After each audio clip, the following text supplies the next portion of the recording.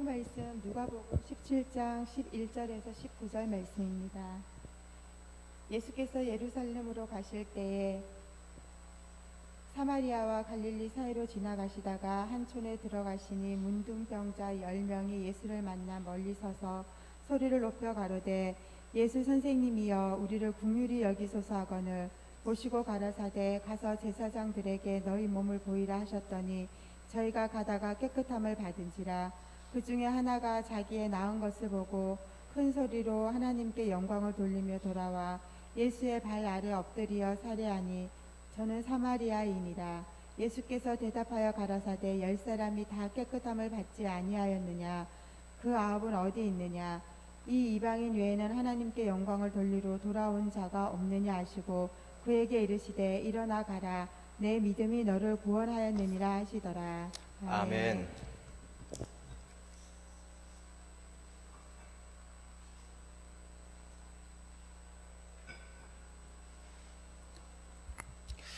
할렐루야. 오늘도 하나님 사랑하시면 아멘 합시다. 아멘. 금방 읽어드린 말씀으로 오늘은 예수님 눈에 든 믿음과 감사라고 하는 제목으로 함께 은혜를 나누려고 합니다. 사람 사는 곳엔 어디들 가든지 공원을 가든 음식점을 가든 회사를 가든 유독 눈에 뜨이는 사람, 눈에 드는 사람이 있습니다. 키가 크다든지 남보다 인물이 빼어난다든지 이렇게 행동이 빠르다든지 그게 눈에 드는 사람이 있어요. 오늘 기도원에서 통성기도를 하는 시간이 됐는데 유독 어떤 한 사람이 버럭버럭 소리 지르면서 아주 열정적으로 기도를 드리는 거예요. 그러자 그 주변 사람들도 그 사람의 소리에 힘을 얻어서 더 열심히 큰 소리로 기도하게 되었습니다. 그 집회가 끝난 다음에 목사님이 그분에게 물었어요. 아니 성도님, 하나님이 귀가 먹으신 것도 아닌데 왜 그렇게 고래고래 소리를 지르요? 살살 하시지. 그랬더니 이분이 대답이 걸작입니다. 목사님 생각해 보세요. 여기 1000명도 넘은 더 모였는데 이 많은 사람들 중에 누구 기도를 들어주시겠어요? 하나님 눈에 번쩍 귀에 번쩍 뜨이도록 하는 사람에게 기도 응답해 주지 않겠습니까? 그랬다는 거예요. 성경 말씀에도 보면 이처럼 유독 눈에 띄는 이들이 많이 있습니다. 구약에 요셉이라든지 다윗은 처음에는 별 볼 일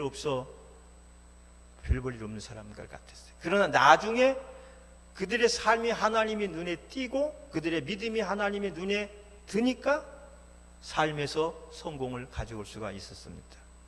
또 신약 성경의 삭개오라는 사람은 키가 너무 작아, 많은 사람들 중에 키가 너무 작아 예수님을 만날 수가 없으니까 창피를 무릅쓰고 뽕나무 꼭대기로 올라가 있다가 거기서 가장 먼저 예수님의 눈에 띄어서 예수님을 영접하고 구원받는 축복을 받게 되었습니다.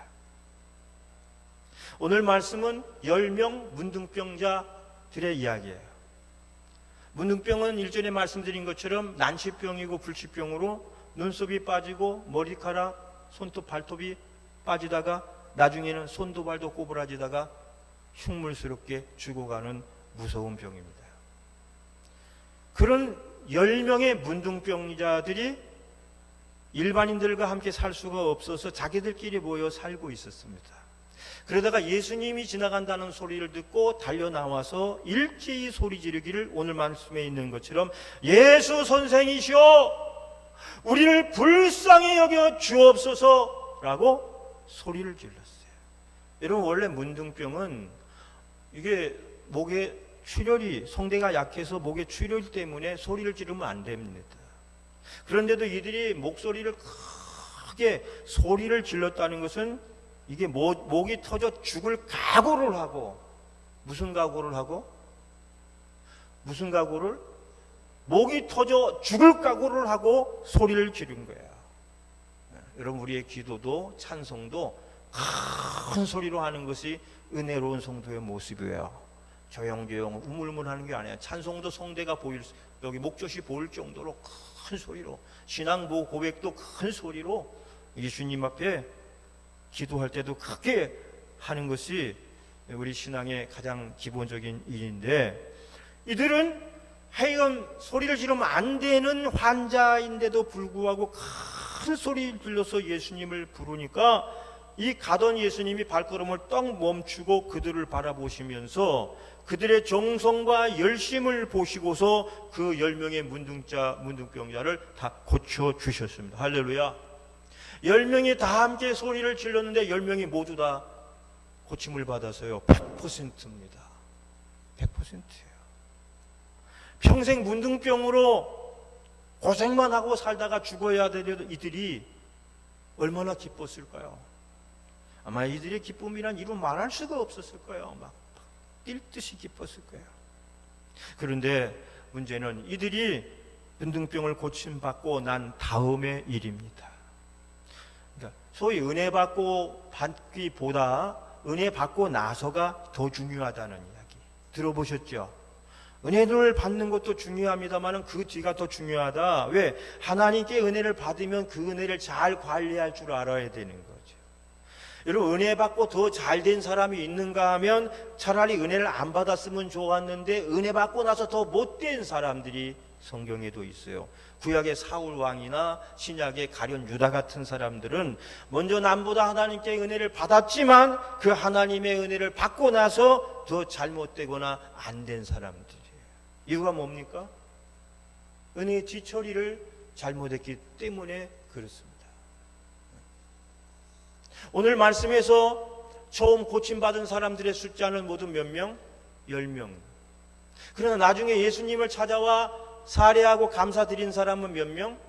단 한 명이에요. 그래서 이 한 사람만이 은혜 받고 응답받고 그 뒤처리를 잘했다고 하는 사실입니다. 자, 그러자 예수님께서는 그 한 명의 문둥병자를 보고 물으셨어요. 17절. 뭐라고 물으셨느냐 하면 17절 보면 이런 말씀이 있어요. 예수께서 시작. 예수께서 대답하여 가라사대 10사람이 다 깨끗함을 받지 아니하였느냐? 나머지 9은 어디 있느냐? 10명이 다 고침받지 않았느냐? 근데 너 혼자 왔구나. 나머지 9명은 어디 있느냐? 이건 찾아오지 않은 9명에 대한 예수님의 아쉬운 마음이에요. 여러분, 우리는 주님 앞에서 아쉬움이 남는 사람이 되면 안 될 줄로 압니다. 너는 다 좋은데 그 한 가지가 좀 부족하구나. 너는 다 좋은데 그 한 가지가 아쉽구나. 아쉬운 사람이 돼서는 안 될 줄로 믿어요. 예수님이 아쉬워하셨어요. 나머지 9은 어디 갔느냐? 10명 중에 9명이 찾아오고 한 명이 안 왔어도 아쉬움이 있을 건데 거꾸로 10명 중에 9명이 안 오고 한 명만 나왔으니 예수님의 아쉬움은 더 컸다라고 하는 거죠. 언제든지 주님 앞에서 우리가 다 만족을 드릴 수는 없지만 늘 아쉬움이 남는 사람이 되는 것은 복 있는 사람은 아니라고 생각이 됩니다. 그러자 예수님께서 그 다음에 말씀을 하세요. 뭐라고 말씀하시냐면 19절에 이런 말씀이 있어요. 그 찾아온 문둥병자를 잡아 일으키시면서 하신 말씀이 그에게 이르시되 다 같이 시작. 일어나 가라. 내 믿음이 너를 구원하였느니라. 할렐루야. 일어나 가라. 내 믿음이 너를 뭐 했느니라? 구원. 죄에서 자유. 지옥에서 천당.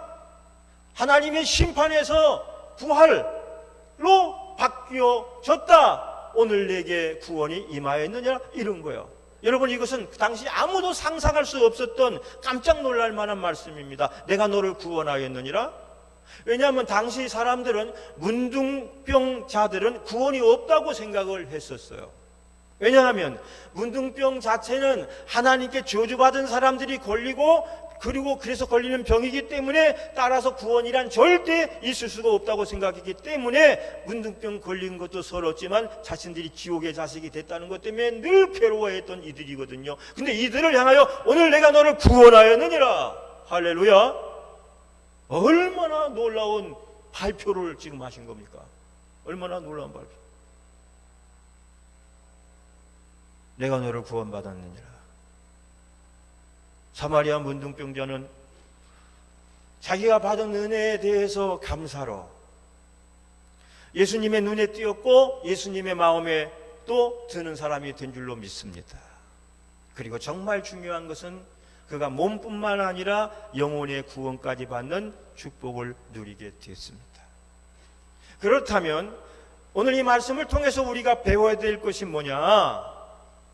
이 문둥병자가 예수님 눈에 띄고 예수님 마음에 들 수 있었던 요소가 무엇이냐? 몇 가지가 있어요.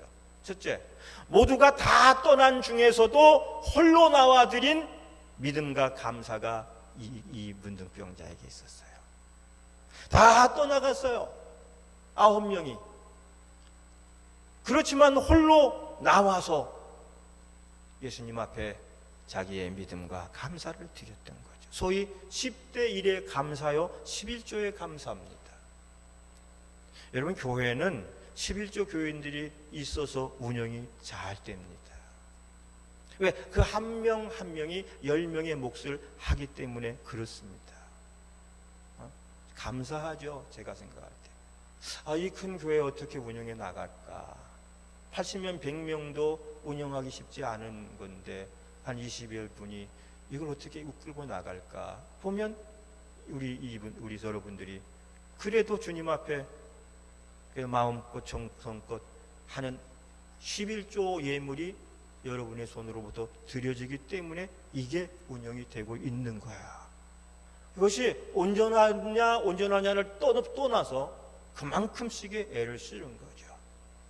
굳이 하나님이 여러분 10갑절, 20갑절 축복해 주셔서 그냥 다른 건 몰라도 그냥 11조면 팍팍 들었으면 좋겠다. 할렐루야. 웃으면서 이런 얘기는 해야 되는 거야. 못하면, 없으면 못하는 거예요. 저 같아도 없으면 못하는데, 그래도 하나님 저에게도 자꾸 주시니까 저도 할 수가 있게 되는 거예요. 신기하게도 20대 1의 감사가 이 문둥병자에게서 나왔어요. 사랑하는 여러분, 또 우리가 모두가 예 할 때 혼자 아니라고 하려면 뭐가 필요하죠? 용기가 필요해요.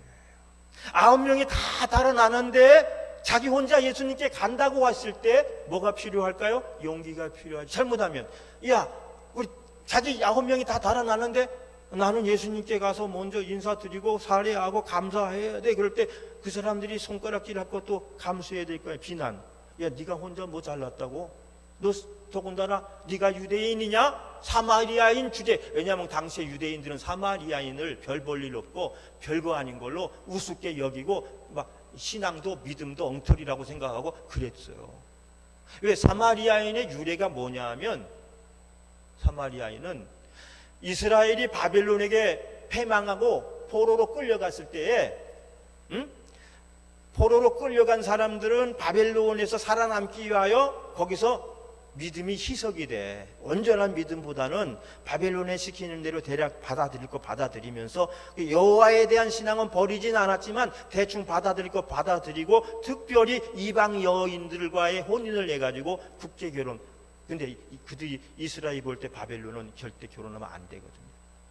그랬던 이들이 이스라엘이 해방될 때 고국으로 돌아온 거죠. 우리 일제 36년 해방되고 외국에서 우리 일본에서 막 우리 들어 그런 사람들을 향하여 남아있던 유대인들이 그들을 이렇게 배척한 거예요. 우리는 목숨을 걸고 이 땅에서 우리 신앙과 하나님을 지켰는데 너희들은 엉터리가 돼서 돌아왔구나. 막 배척하니까 이 사람들이 같이 어울려 살 수 없으니까 사마리아라는 한 지역에 거기 들어가서 모여 사는 거예요.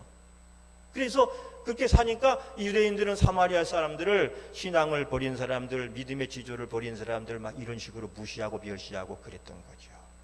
그러나 그들을 살기 위해서 그랬던 거죠. 근데 그 9명 중에 10명 중에 9명은 유대인들이에요. 유대인들 오히려 잘 믿는다고 한 유대인들은 감사도 모르고 도망을 갔는데 이 사마리아 한 사람이 예수님에게 간다 그랬을 때 그들에게 손가락질하지 않겠어요?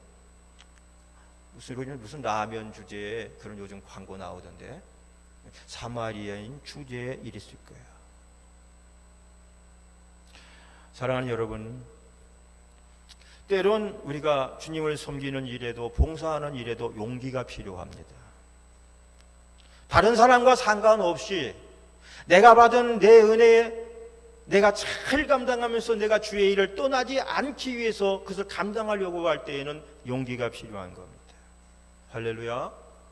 그래서 9명이 다 갈 때 남은 한 문둥병자는 자기 받은 은혜를 따라 마땅히 해야 될 일이 감사였기 때문에 끝까지 주님을 찾아가서 자기가 해야 될 감사를 드린 겁니다.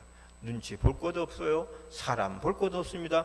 내가 받은 은혜 내가 주님께 드리면서 감사하며 내가 산다라는 확고한 믿음을 가지고 살 때 주님 앞에 눈에 띄는 사람들이 될 줄로 믿습니다. 때로는 남편으로부터 한 소리 들을 수도 있고 자녀들한테도 한 소리 들을 수 있는 일이죠. 그러나 그러나 말거나 내가 받은 은혜, 내가 받은 구원의 은혜가 감사하니 나는 주님께 나가 내 자리 지키고 섬기겠다. 할렐루야. 이것이 마지막까지 남아서 주님을 섬기는 이들의 믿음의 모습인데, 예수님께서 종말론적인 얘기를 하실 때에는 아마 이보다 10값적 100값적 더 되는 핍박과 비난이 올 때에도 너희가 믿음을 지켜야 된다고 말씀하지 않았어요. 따라합시다. 내가 받은 은혜를 내가 받은 감사로 주님께 드리자. 눈치 볼 것 없다. 사람 볼 것 없다. 여러분, 우리가 이게 교회가 하나 됐다가 이렇게 흩어지는 아픈 과정을, 그때 예배 인원이 80명이었잖아요. 80명 예배 인원이었어요. 그때 그 사건이 나고 나니까 제일 먼저 이것도 저것도 다 싫어, 교회가 시끄러워 해가지고 그냥 뿔뿔이 떠난 사람이 30여 명인데요. 저쪽 따라간 사람들이 20여 명, 여기 남은 사람이 30여 명, 그렇게 80명이 뿔뿔이 흩어진 거예요. 그래서 절대로 교회는 절대 이렇게 분란이 나거나 이렇게 흔들어지면 80기가 다 흩어져 버리고 말았잖아요. 그래서 30, 20, 30. 여기에 남은 여러분들은 어쨌거나 간에 주님이 내게 주신 은혜가 여기에 있으니 난 그 은혜에 사람과 상관없이 보답하며 감사하며 주님을 섬기겠노라고 남아있는 분들이 여러분들입니다. 할렐루야. 예? 그래서 우리가 그게 그 믿음이 중요해요. 누가 어디 간다고 후루룩 따라갈 수도, 누가 어디 간다고 후루룩 따라. 그게 아니라 내가 받은 은혜는 주변 환경과 사람과 상관없이 그 은혜를 따라 주님 앞에 보답하며 살겠다는 그 믿음이 오늘 10명의 문둥병자 중에 주님께 돌아온 유일한 한 사람의 모습이라는 것을 우리가 기억했으면 좋겠습니다. 아멘. 자, 그 다음에 두 번째는 감사할 때 더 눈에 띄인 믿음이에요. 구약 성경에 욥이라고 하는 사람은 어느 날 갑자기 한꺼번에 불행한 일들을 당합니다.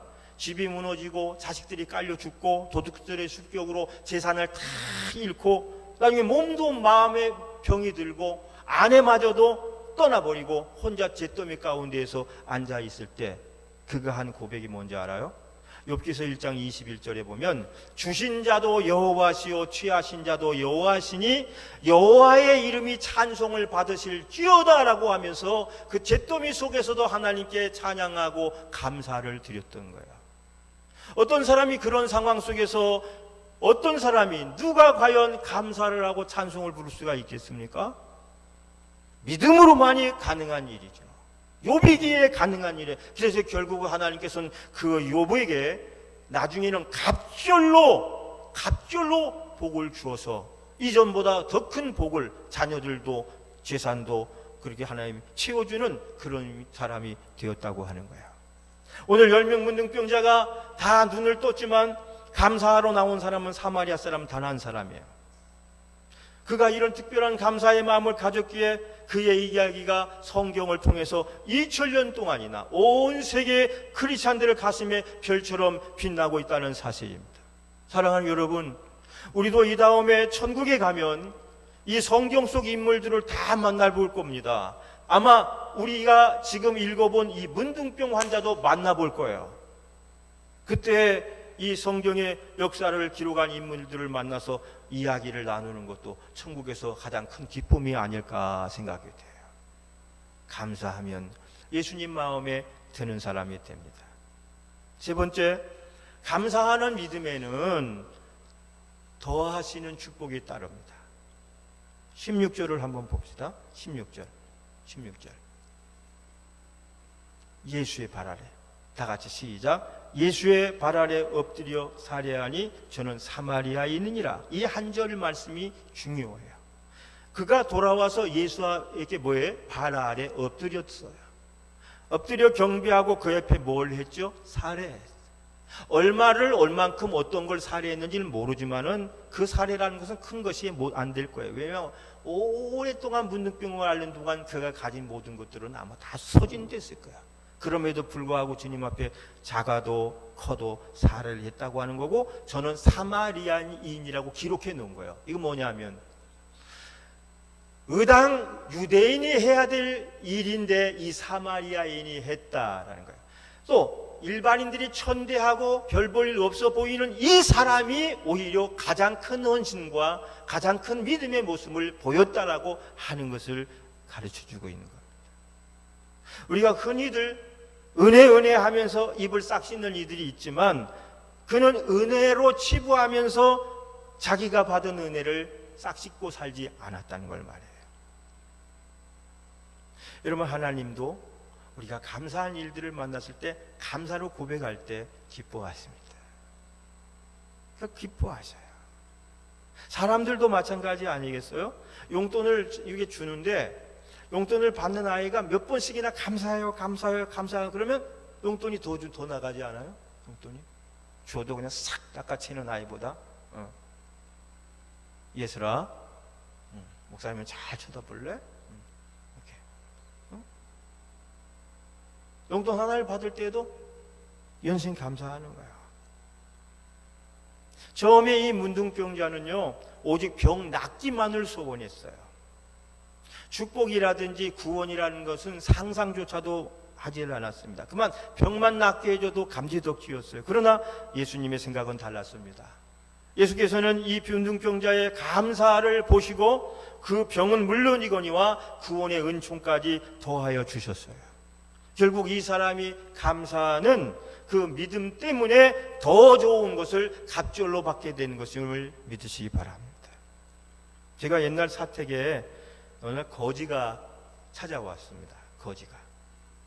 근데 마침 1,000원밖에 없어서 1,000원짜리, 그날따라 1,000원짜리를 가지고 이렇게 아무 생각 없이 줬더니 이렇게 주는 저를 거지가 이렇게 딱 노려보는 거예요. 그래서 정말 거지같이, 내가 막 거지인 줄 알아요? 그리고 이걸 탁 던지는데 그게 팔랑팔랑 땅바닥에 떨어져. 저는 거지 앞에서 그냥 허리를 숙여가지고 1,000원짜리 주워가지고 털어서 곱게 접어가지고 지갑에 넣었죠. 그리고 보냈습니다. 그리고 며칠 지났는데 이번 다른 거지가 찾아왔습니다.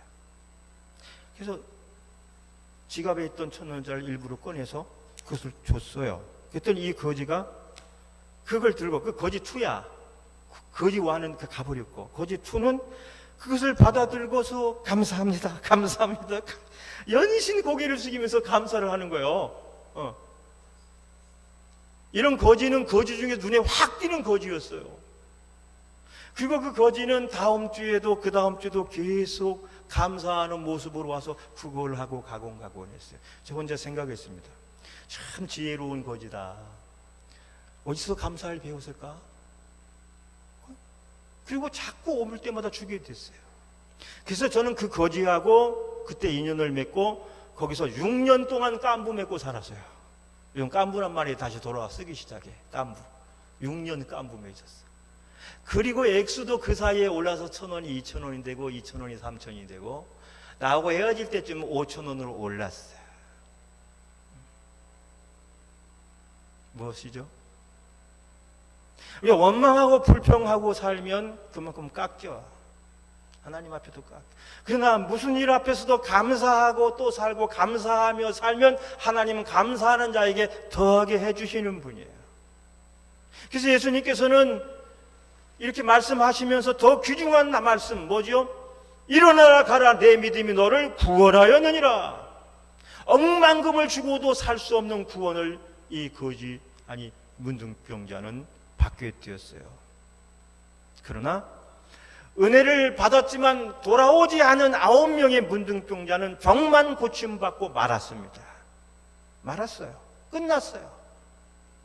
더 이상 주님이 볼 일이 없는 사람들이 돼버리고 말았어요. 그러나 돌아온 사마리아 문둥병자는 자기 육신도 고침받고 영혼도 구원받고 더하시는 축복을 받게 된 겁니다. 아멘. 마지막으로 감사하는 믿음은 큰 감동을 전파해줘요. 사마리아의 문둥병자는 감사함으로 예수님을 감동을 시켰어요. 예수님이 감동시킨 거예요. 그렇다면 오늘 여러분들은 주님을 위해 무슨 감동을 드리면서 살고 있나요? 근래에 들어서 주님을 감동시켜 본 적은 있으신가요? 나의 모습은 어떤 감동을 주님께 드리고 살고 있나? 주님, 나 좀 감동시켜 주세요. 나 좀 감동받을 만한 좀 일 좀 주세요. 라고만 구했지, 반대로 내가 주님을 감동시키려는 마음을 가진 적이 얼마나 있는가? 되돌아보자는 거예요. 주님도 좀 감동받고 싶을 때가 있어.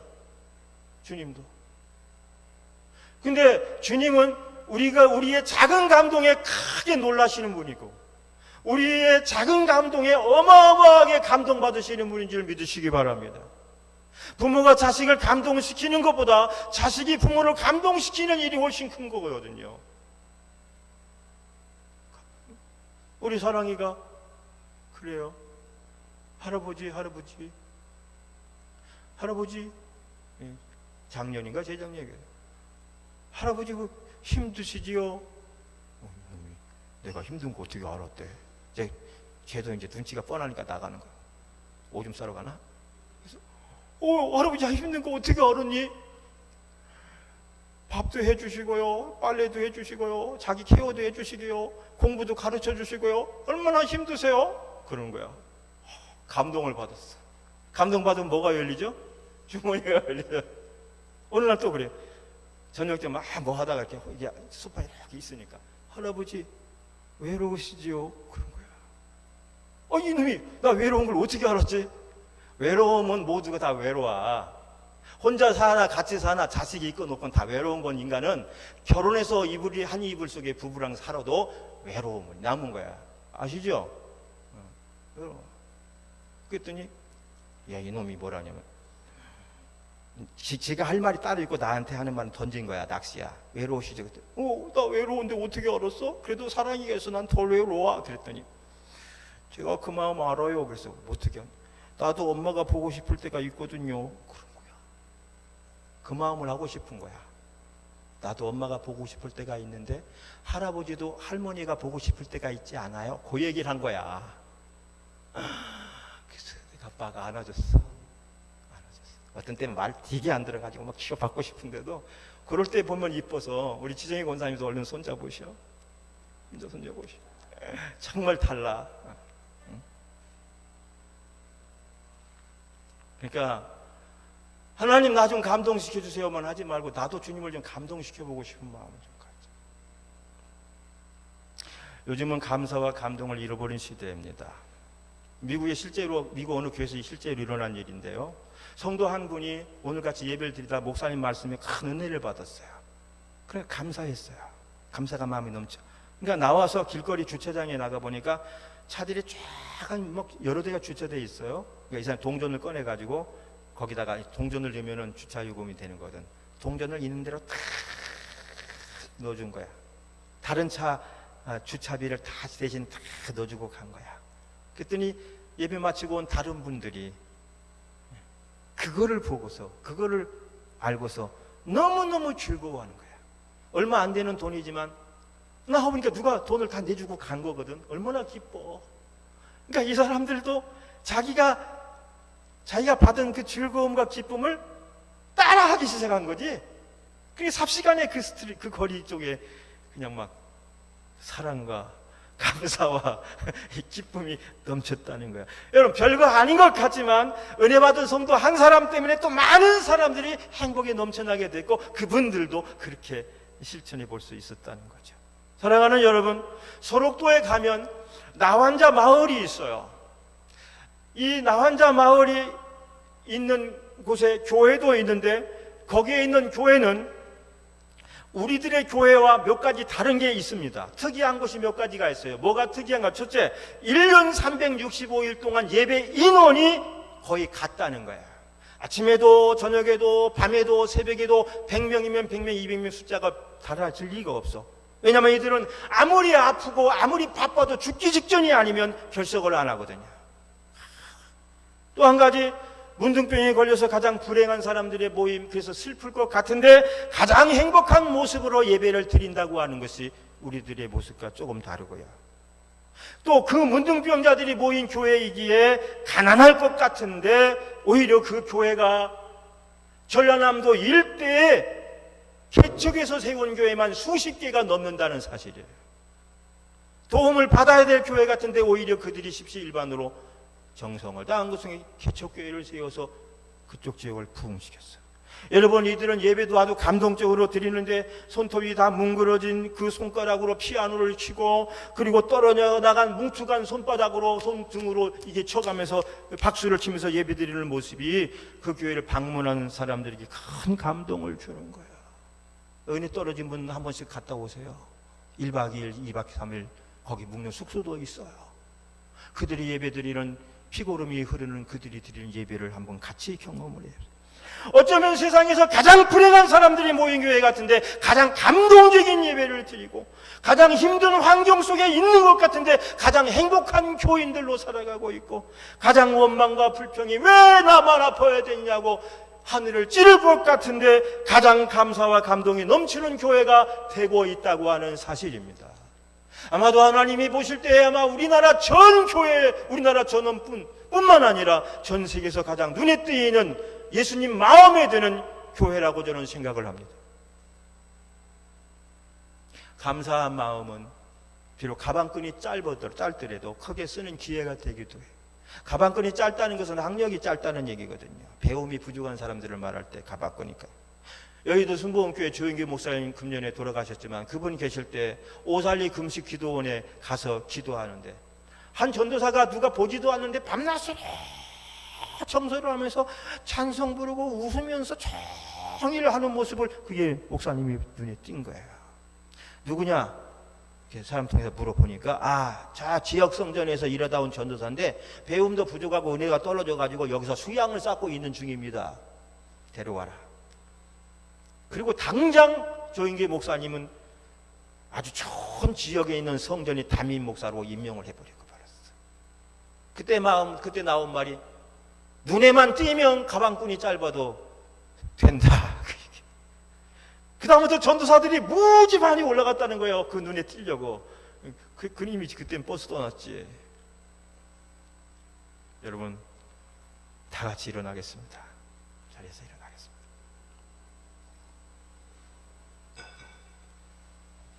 오늘은 제가 한 문둥병자의 예수님의 눈에 띈 감사와 믿음에 대해서 말씀을 전했습니다.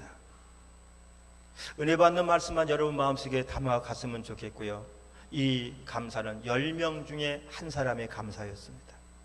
그러나 그 감사가 예수님 눈에 띄었고 그 예수님 마음에 들었습니다. 그 일로 그는 상상치도 못했던 구원의 은총과 축복을 더하여 받게 됐습니다.